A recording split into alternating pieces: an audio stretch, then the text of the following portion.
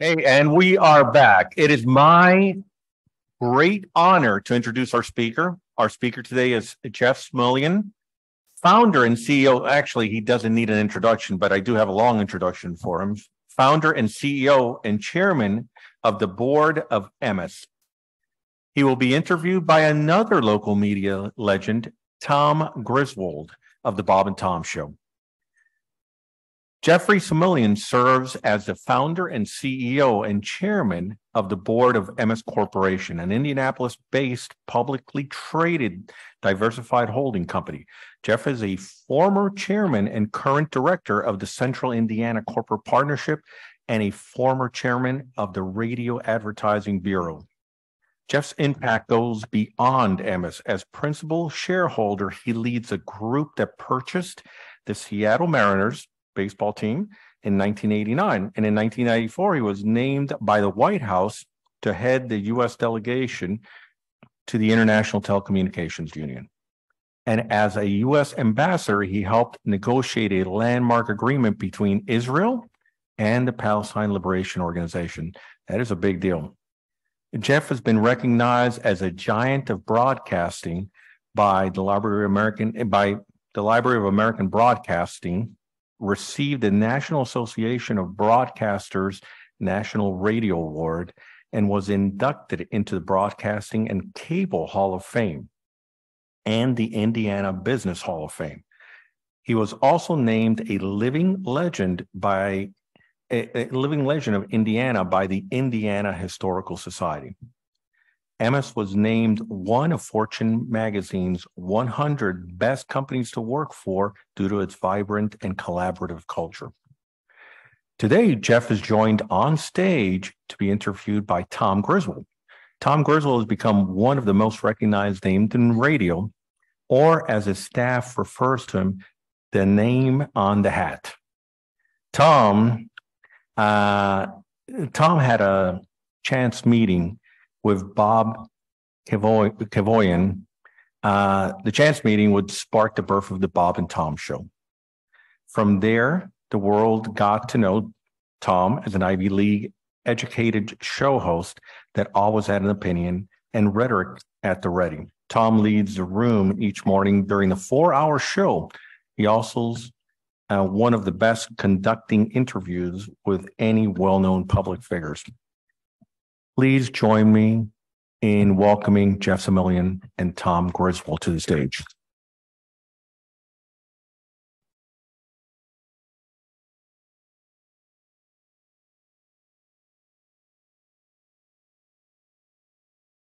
Please sit. Is this thing working? Hello, check. Hello? Hello? Do you want to sit on the right like your last radio station? Hello? This thing on? Hey, hi. He's Jeff. I'm Tom. Thanks for joining us. We'll try to make this as interesting as possible, and that you're used to having really smart economics people up here. I don't know much about economics. I heard about that bank collapse. I thought that there'd been an earthquake in San Francisco. So Jeff has a great book. I've actually read it. Never Ride a Roller Coaster Upside Down, The Ups and Downs and Reinvention of an Entrepreneur. And it's not all radio stuff. You have been, as was mentioned by Mario in the intro, you've done a whole bunch of interesting things in the course of your career. But do you mind if we start right here? Yeah, absolutely. Listen, I think, is this mic on? I have to be honest, the fact that I get like top billing today, that's like the Beatles opening for Freddie and the Dreamers. There's something wrong with that. Everybody knows you. I'm kind of an anonymous suit, but I'm thrilled you're here doing this. Oh, it's my pleasure. It's a great book. And there's a lot of funny stuff in it, but a lot of very serious stuff in it. But we can start right here in Indianapolis. You went to college in California, USC, but you came back here and you ended up with David Letterman on your radio station. Can you give us the short version? David, we took a radio station that was a daytimer, AM, never done well. And we said, let's try news, talk, and sports. David was our talk guy. And I think I learned more about programming to the available audience because David, like me, we were both exactly, I think, 25 years old. David appealed to a lot of people our age. he kind of freaked out some of the 70-year-old listeners who were the bulk of the station. So we had some crazy experiences. I've told the one where one day I came back from lunch and a guy called and he said, Letterman's a communist. And I said, why do you say that? He said, well, I called and I said, there are communists in Carmel and I know that. And do you know what Letterman said? And I went, no. He said, you got to give him Carmel. He said, the streets are always torn up. The football team's lousy and you can never find a good car parking space. So give the communists Carmel and let's hold the line at Nora. So that was the kind of stuff David did. And to put it in perspective, this era is where AM is kind of being diminished and FM is sort of coming up. Right. And that was the premise of the company, that FM was going to come up and music would be sort of the next wave on FM. And then you ended up, in order to survive on that AM station, you ended up putting religious programming on there. Right. And they were paying you to put that on? When David went to California and we had done a network thing with NBC where they were doing all net news and it was a cheaper way to do it, then they folded the network and we said, this is an AM station on the wrong end of the dial. And probably the only thing that would work and did work was religious programming, all Jimmy Swaggart all the time. You didn't go on the air, did you? No. Even in the pre-religious days, did you ever have to pull a shift? Yeah, in the pre-religious days, I actually filled in for Letterman when Letterman was, out or something, and I would fill in and do talk shows under the name of Jack Howard. And my dear friend Beth Sullivan, who probably nobody in this room remembers, but Beth was sales manager at Channel 13. She was a big Jack Howard fan, and she said, "I know you're Jack Howard." And I said, "No, I couldn't be." And one day she called and she said, "What happened to Jack Howard?" I said, "Oh, he was killed in a horrible plane crash and he's no longer alive." But I did that, and then I did sports talk sometimes with Rick Cummings on the weekend. But you started with a very small amount of money in a small AM station. Right. And then without getting too deep into the swamp here, for those of you familiar with the radio market at all, you put WENS on the air. Right. And to explain it, if this is Indianapolis, right, WENS had a stick way out here. Yes. We call, in the radio business, we call a tower a stick. The rest of the country calls a stick, but it would be a tower.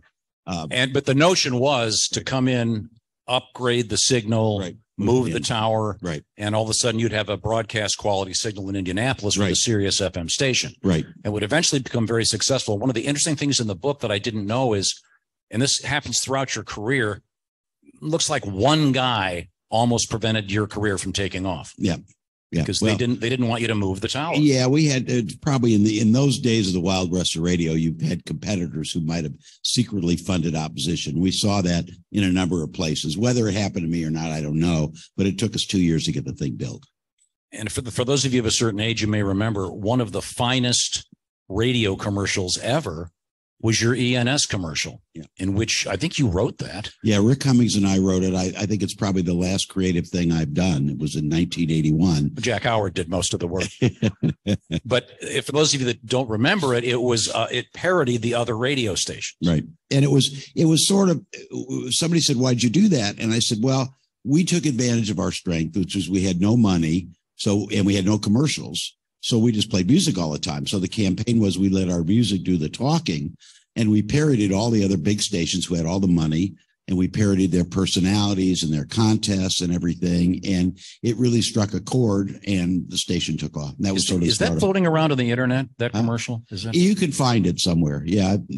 We've had some fun commercials that people find. There was a Gary Todd thing where he goes, "Oh, I played governor with golf with the governor this morning." Yeah, that was the opening line. And I think one of the highlights of my career was I was standing in line in a movie about a week after the station was launched. And the people in front of us said, "Oh, have you seen that spot?" And Gary, those of you who know Gary, was really an institution here. But by later part of his career, it was kind of listening to all of Gary's famous friends. So we sort of tapped into that nerve. And the opening line was, "Tomorrow I'm playing golf with the governor." And it sort of struck a chord. And then it went from there. And one of the other ones, I think, was a Chris Connor parody where he went, "Oh, God, I was so wasted last night." Yeah. That would be the parody of my show. more or less. So you've got incredible success very quickly at WENS after a couple of years. Yeah. And then you expand. Tell me about that. Well, we used what a little known term was called leverage, where you took your cash flow and you borrowed against it and buy more stations. And I always said, and I talk about in the book, leverage really works well until it doesn't. So when you're growing, leverage is great. When you're declining, leverage will pretty much send you to the poorhouse. But we did that. We bought a station in Minneapolis that did very well. Then we bought St. Louis and Los Angeles. And then really what made the company was we switched Los Angeles to a forerunner of hip hop. And Power 106 became sort of legendary in the United States, became one of the most successful stations.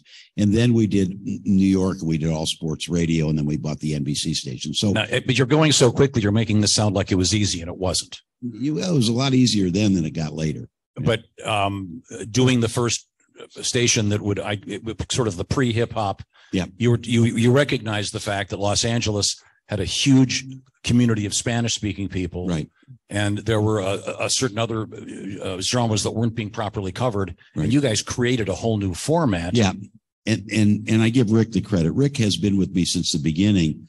But when Power 106 came on the air, it really revolutionized America. I can still remember, riding through, I think it was Bloomington or Greensburg, and there was a billboard that said Power like 92, and it was our logo and our slogan. And I went, there's not a lot of hip hop people in Greensburg, Indiana. But it just became a national sensation.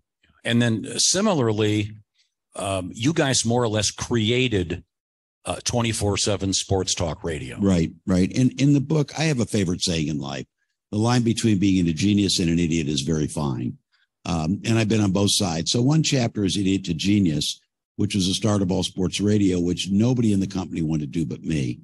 And they did it. We had a vote and it lost. And then they said, well, we're doing well everywhere else. Let's try it. And the first year that all sports radio was on the air, it was a disaster. Jim Lampley called it the Vietnam War of Emmis. It was affectionately known around the building as Smulyan's Folly.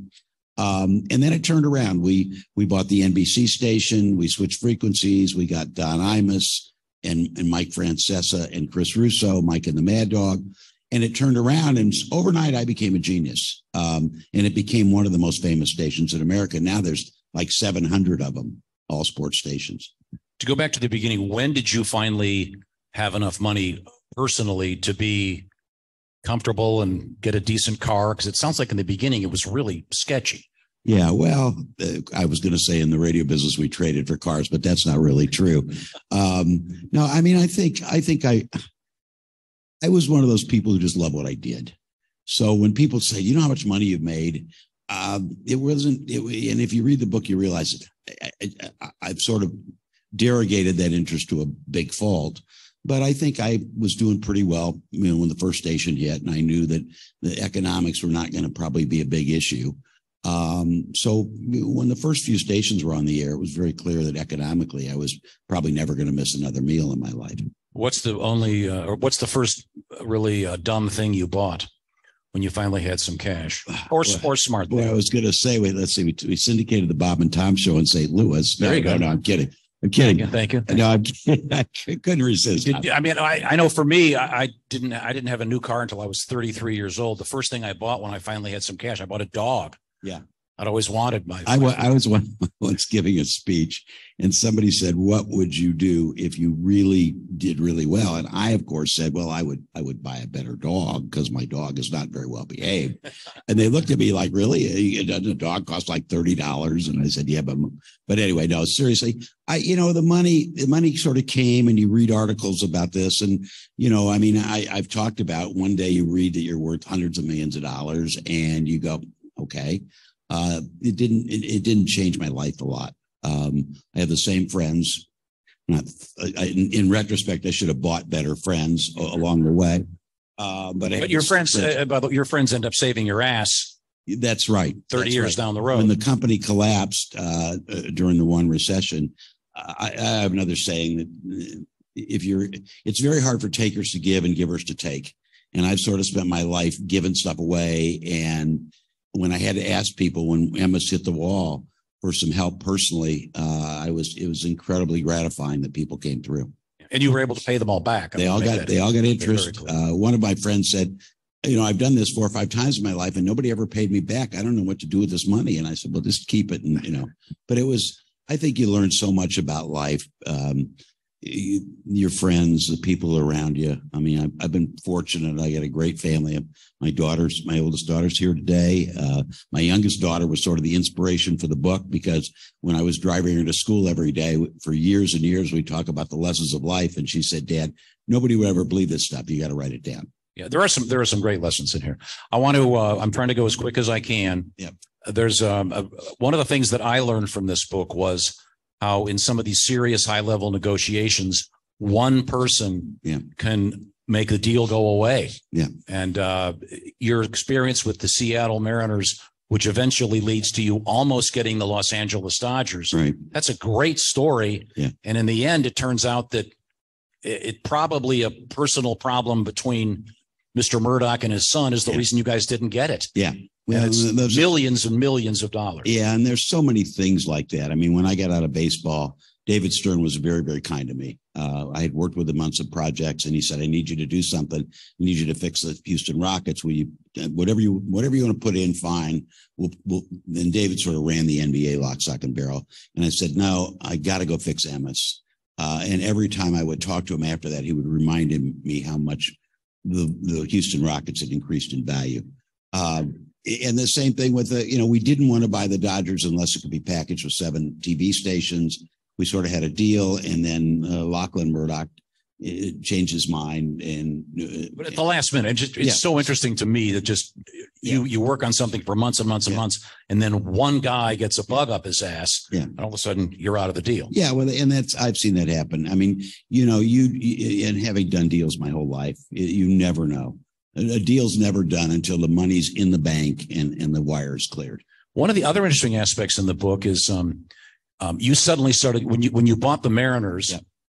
It was kind of a shit show. I know kids here. Yeah.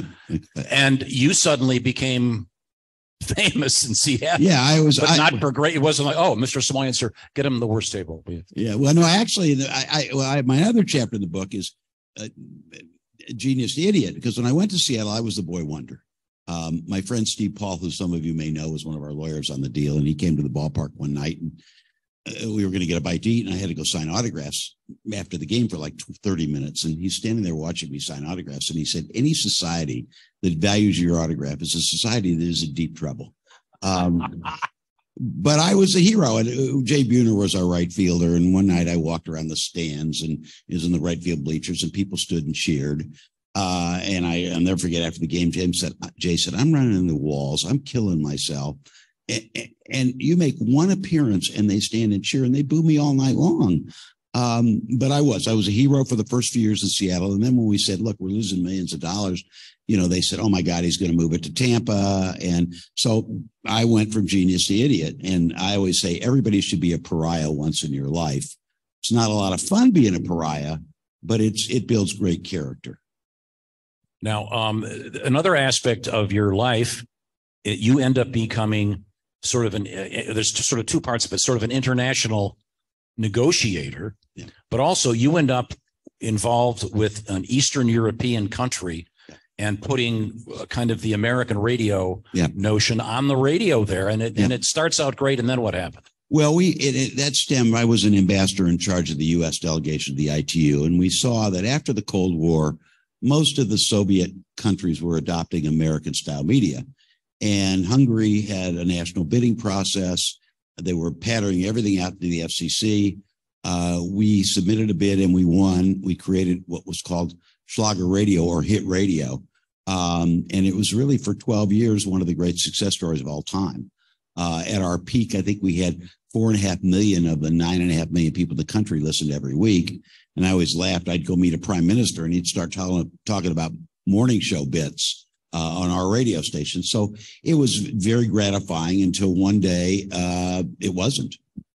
And that's because of regulation. So the government sort of came in and said, see ya. You had a takeover and those of you who follow Hungary, you may know Viktor Orban, who has become sort of, it was funny because he really took over the country. And one of the things he did is took over media, and he just basically cancel all the media laws that we had depended on, put his own people in. Interesting, sometimes you're just right early. I called him Putin without oil 20 years ago. What I didn't know is that when I read Bill Browder's book, he really was Putin's first client. And if you follow what's going on in Ukraine today, you will see that he's the only member of the European Union who has bucked everybody else because he's close to Putin. Tell you one more story about that. Bill Kennard was a dear friend who was chairman of the FCC, and Bill had left the FCC and was becoming United States ambassador to the European Union. So I called Bill one day and I said, Bill, we're being nationalized in Hungary. And he said, Jeff, you can't be nationalized. I said, Bill, we're being nationalized in Hungary. And he said, Jeff, they're a member of the European Union. They can't do that to you. I said, Bill, trust me, they're being nationalized. A week later, he called me and said, Jeff, you're right. You're being nationalized in Hungary. And I think I said, well, you've reviewed shit, so I can say no shit, Bill. But we were nationalized, and it was a painful experience. Now, on a similar international note, explain your exact title and your role in the international negotiations you were involved in. Well, I had known President Clinton, and when he got elected, they asked me if there's something I'd want to do, and I said, "Look, I'm doing Emmis. We're out of baseball, but if there's something I can do part time," and they called me a few months later and said, "You could be ambassador to the International Telecommunications Conference. You are still a U.S. ambassador, but it's a time certain. The conference is 7 weeks in a year and a half. You have to do bilateral meetings around the world, but you can keep your day job." So I did it, loved it, had a wonderful delegation. Fortunately, they knew more about the technology than I did, but it was a fascinating experience. Weren't you meeting peoples from various cultures and countries that didn't get along, and you're trying to? Well, there's one scene in the book in which you end up tell the story of CNN and. Oh well, yeah, we had a one. This is in 1994 in the fall, and Saddam Hussein had amassed on the border again of Kuwait. So I come down the next morning. I had to get up, and I'm having my coffee, and I see that President Clinton has basically said the United States will defend Kuwait.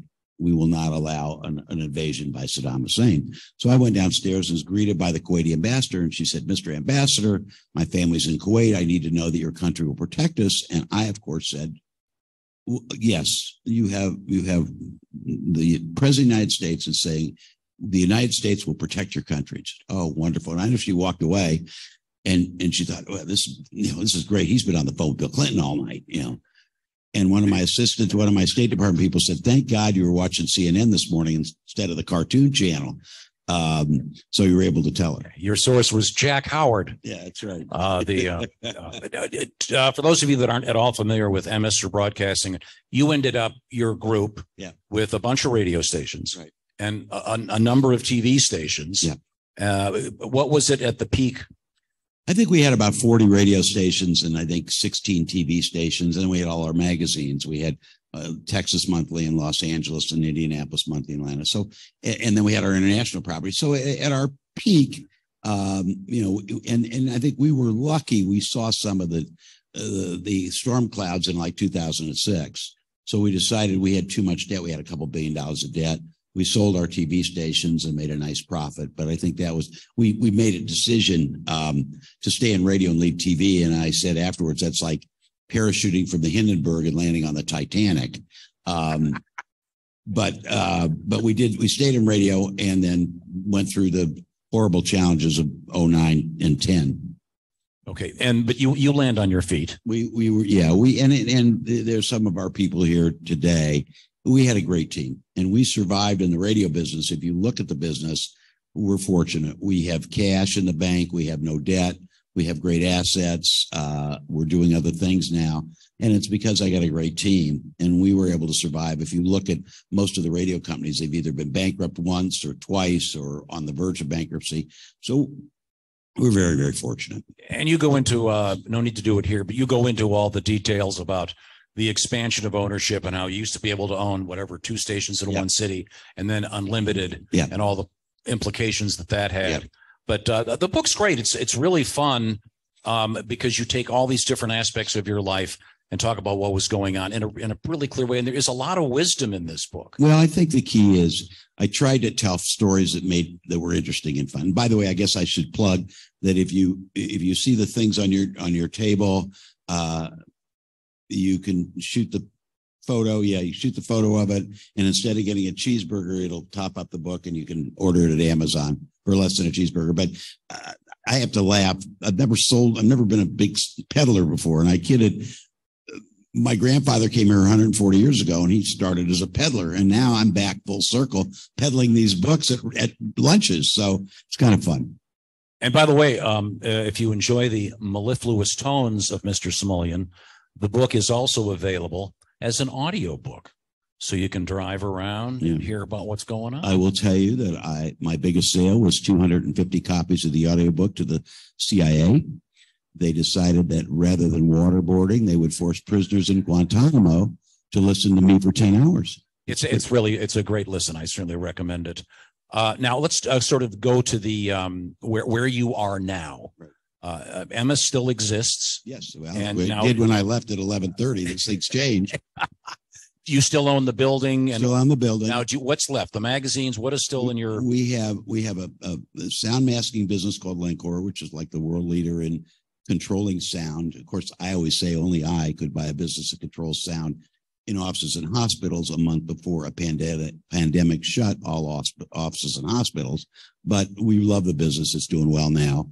We have a dynamic pricing business, DigiNex, that I'm also absolutely in love with. And it really sets prices. We have a series of economists, and they build algorithms and set prices. We have everybody from the Royal Albert Hall to the San Diego Zoo to hear the symphony and the zoo and Children's Museum. We have just about any event, any attraction, any performing art all over the world.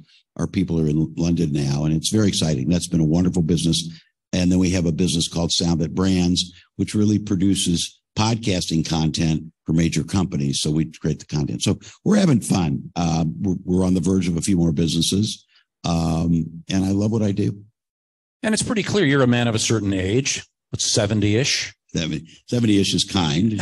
Mid to growing above mid 70-ish. But you like what you do. I mean, a lot of people here are thinking this is great. Here's a guy that's doing. You don't have to do anything. You could be on the beach in Beach Grove. Beach Grove. That's exactly. No, but you love what you do. And this book, when I first read it, I said maybe this should be titled "I Love What I Do" or "My Love Affair with Radio, TV, and Sports, etc." Well, yeah, and I think the most important thing I always tell college kids: find a job you love. With college kids, you have to say unless it's a felony, because that could be dangerous. But you got to, the old adage: if you love what you do, you never work a day in your life. I have been surrounded with great people and had fun, and we've been able to laugh and we've been able to tackle things. Sometimes we won, sometimes we lost, but on balance, it's been a pretty good ride. All right. Are we going to take some questions? What was the plan? I don't want to go over our time. How's our time? Well. Oh, okay. I'm cool if you just want to shout a question out. I can kind of see out there. Does anybody have any have they sent up cards? So okay. I see someone pointing there. What was your question?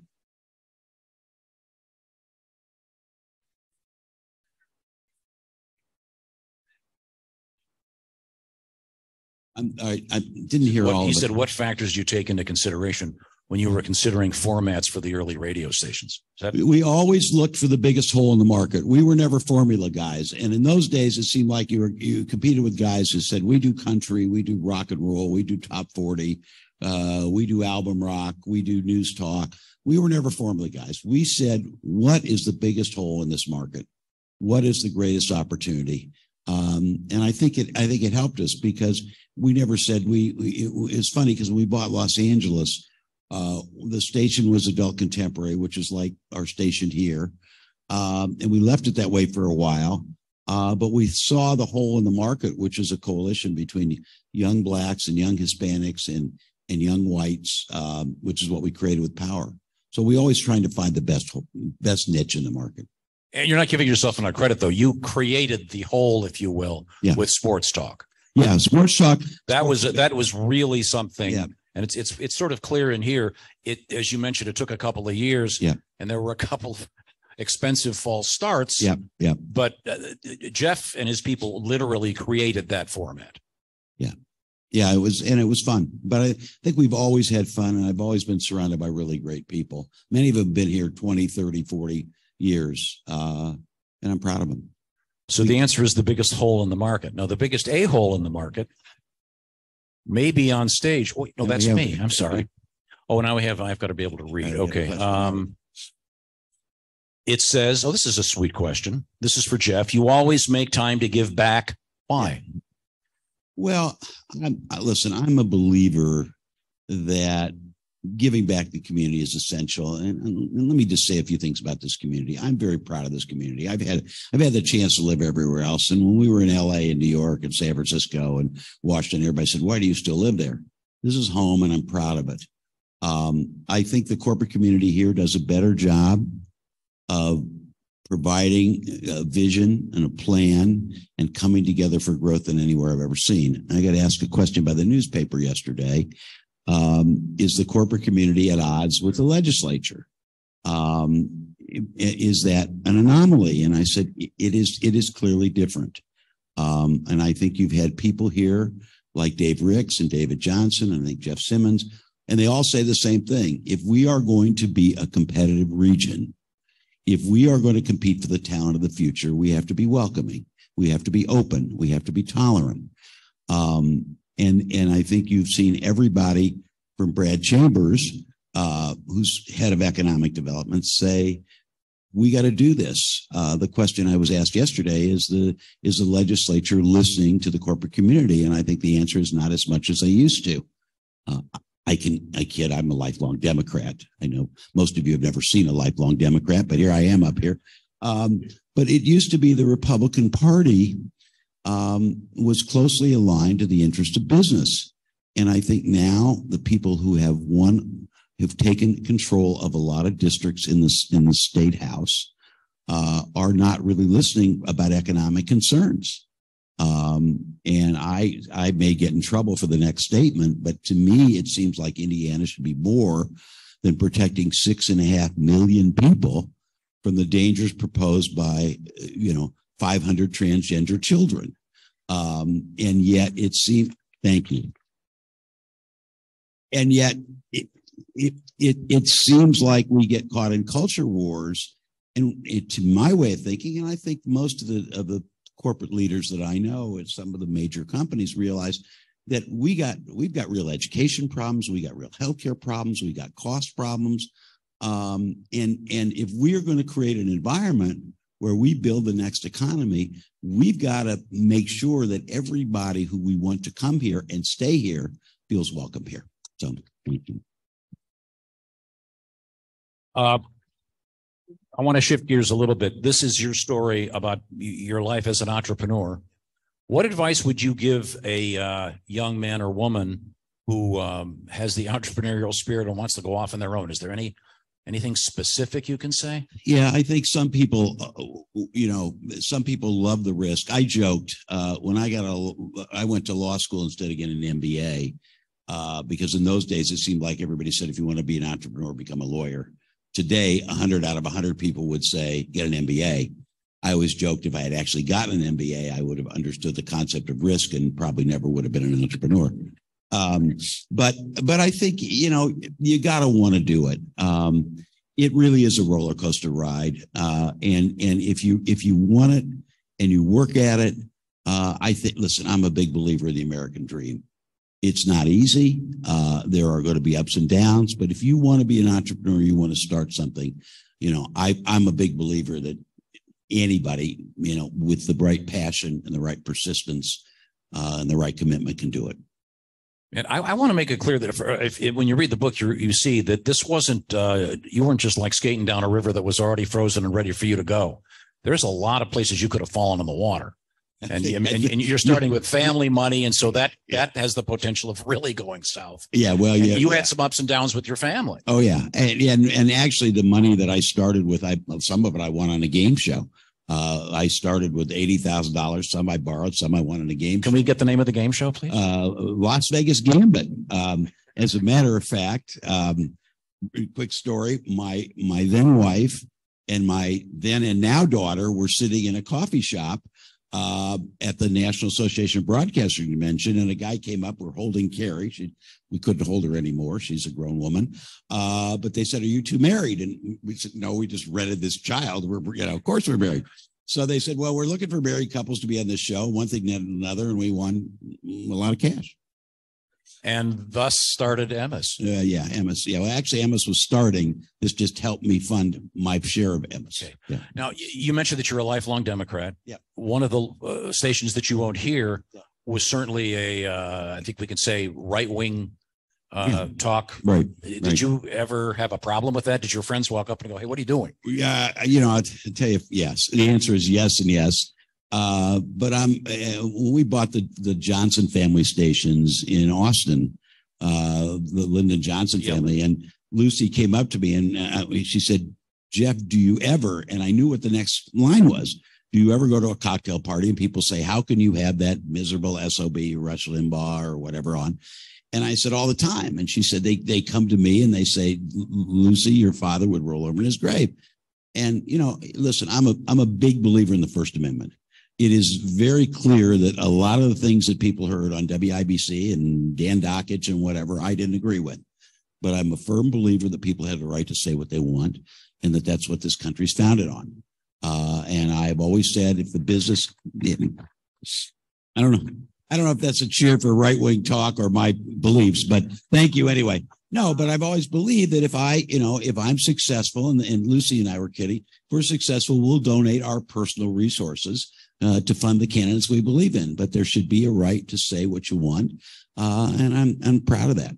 Yeah, I think I just read that talk radio is currently 19-1 right to left. Yeah, it is. Skewing is extremely. And I've spent a lot of time on this. The people who did, what was it, Air America, the liberal network, Mark Maron and those guys said, "Do you want to do this?" And I said, "Look, the people who are listening to talk on radio are basically older conservatives. If they're moderate or liberal, they listen to rock and roll or NPR. That's just the reality." So, the country's pretty well split down the middle, but talk radio has become the province of very conservative people. And in a way, it sort of saved the AM dial. Yeah. Which is weird. Yeah. How many of you have ever listened to an AM radio station? By applause. Few. There we go. It just shows us an old crowd, Tom. Yeah. It's a smattering of oldsters here. Once again, if you want to grab Jeff's book, I'll do a quick commercial for it again. Yeah. It's got one of those gizmos on it. Take your phone, and it's really good. And we can only touch on some of the stories. Yeah. Hopefully, the thing that's been most gratifying about the experience is just I've heard from people I don't know. I've heard from people who I haven't talked to in years, and they say, "Boy, it really made me laugh, and it taught me a lot of things about life I never knew." So I'm very gratified by that.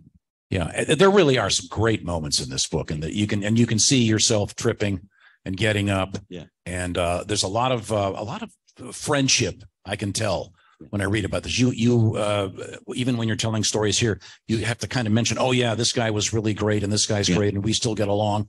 And you don't really trash anybody. There's a couple people you trashed a few people, just a couple people, but you do a nice job. I really recommend it. I'm trying to get to these, and I don't want to keep you too long. I'll just be a couple more minutes. This says, this is from Taryn. "Hello, I'm a singer. I'm very new with marketing myself. What do you feel is the most important in terms of getting yourself out there, getting known, and getting prominent in competitive situations?" Well, the flippant answer is I hope you got a good voice. But no, I mean, I think, again, it's just getting out there, appearing in front of crowds, collecting an audience, collecting a fan base. It's not easy. Being an artist is not easy. You and I know how many people have done morning shows, and there's 100,000 people who haven't done what you've done. There's a lot of luck in some of this stuff, but I think that's a compliment. I mean, listen, you're right. There's a lot of luck. There's a lot of luck, but there's also, listen, talent wins overall. I mean, you've proven that for 40 years in this business. My answer would be you get on TikTok. It's all about That's a getting better answer than mine. on the internet, preferably with your clothes on, or OnlyFans without them. Let's see, what haven't we covered? I hope I'm getting across the fact that this book is kind of fun. It's not incredibly dry and boring. There's actually some pretty exciting stuff, and there's some genuine wisdom. Well, I appreciate that. Listen, I come to these all the time, and I, when people like Dave Ricks or David Johnson speak, and they're going to tell you what ails Indiana, I couldn't agree with them more. Hopefully, I've done it a little bit more flippant way, but we got to have a state that's welcoming. So, all right, enough of that. Enough pontification. And please legalize marijuana instead of sending all those tax dollars to the surrounding states. Speaking of radio, the most boring show I ever heard in my life was about that. Some of the people who work for that station are here. No offense. Wasn't your fault. There's some people that have some really dumb views of things. They don't understand basic economics. I should point out one more thing. Jeff and I did a sort of a podcast. It's being put up somewhere. I think it's on my LinkedIn page. I think it's on All Access. We had more fun doing this and just talking about life and the book and everything. Have we run out of time? I don't know. How much time do we have? We got a couple more minutes. Okay. Any more questions that you'd find interesting or answers that you'd find interesting? Feel free to shout it out. We're fine. Yes. Yes, sir.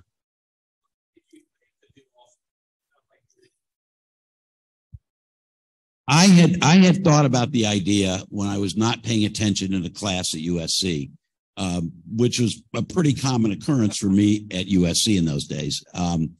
But I'd always thought about it, and we had built Emmis as really FM music stations because we were banking on the rise of fidelity, of music fidelity. And when we bought the Doubleday stations they had an FM in Washington, an FM in New York, and they had this AM. And it was funny because it was the largest country music station in America, and it was billed as such. But that's just because there's 16 million people in New York. It was like the 30th rated station in New York because there aren't many country music people in New York compared to the general population. So I said, look, I've always wanted to do this idea. I think AM has got to be information. In those days, people still thought, well, country will still survive on AM. No music survived on AM. They all went to FM. So I said, if you're going to be all news, you're competing with WCBS and WINS. They've been doing this forever. If you're all talk, you're competing with WABC and WOR. So I said, nobody's tried sports. That's the void in the market. And at the time, people thought it was just nonsensical. I have a dear friend from Northern Indiana named John Dilley. And John was in New York after it launched. And he said, I used to think you were a smart guy. But I heard that thing and I take back that nod to your intelligence. And it really was a disaster. And then all of a sudden it turned around. And like I said, that's why I always say the line between being a genius and an idiot is very fine.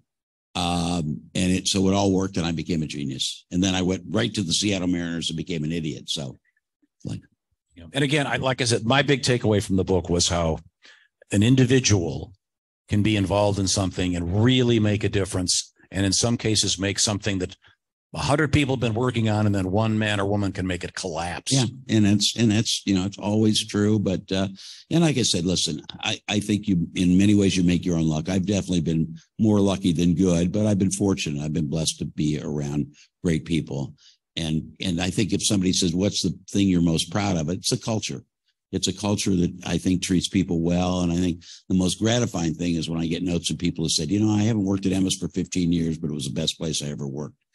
That's the kind of stuff that's incredibly gratifying. Okay. One more question. What do you think is next?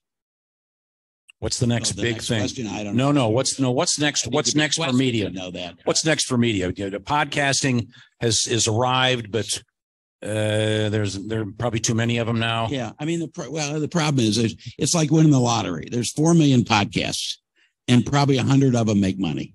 So that means I always say when I tell young people, go into something that is more likely to be a business than a hobby.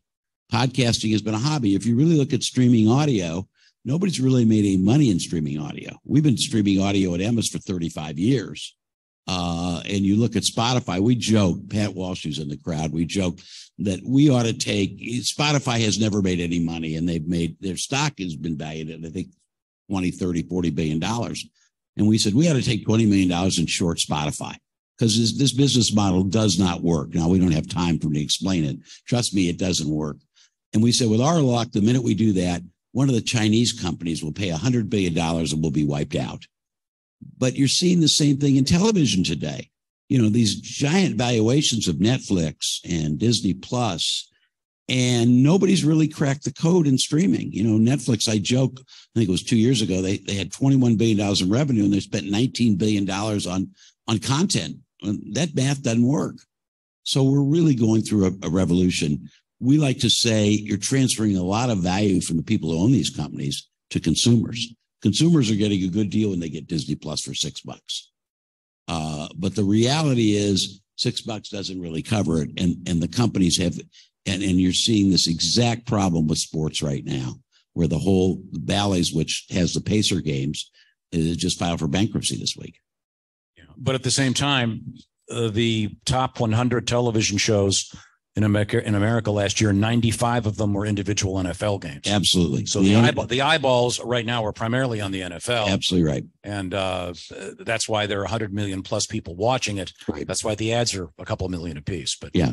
So the answer is we don't know anything. Thanks for joining us. Yeah. Any other questions? Thanks.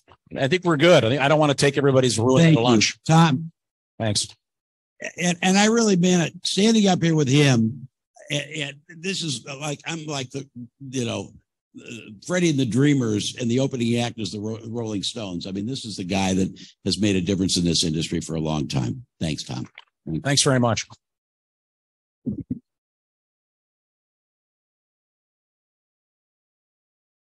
All right, let's give Jeff and Tom another great round of applause. This was fantastic. Thank you so much for joining us. Next month, we will have, on April 19th, we will welcome James Page Jr. of the Nature Conservancy. He's a Chief Global Diversity Officer and Inclusion Officer. Hope to see you next month. And by the way, pick up your QR codes for the discounted parking. Thank you.